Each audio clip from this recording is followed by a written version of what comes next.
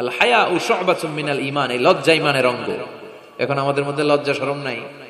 নারীদের পোশাকের বেহাল দশা, মশারি কি পাতলা, এর চেয়েও পাতলা। আমার বোনেরা, এই হেজাব ছেড়ে দিয়েন না, নেকাব ছেড়ে দিয়েন না, ওড়নাগুলো ছেড়ে দিয়েন না। এগুলো আপনাদের সম্মান, এগুলো আপনাদের মর্যাদা।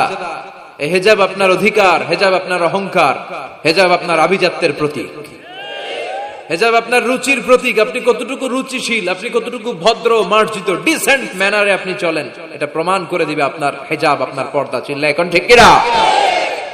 যারা নারী অধিকারের কথা বলে এরা নারীদেরকে ঠকায়।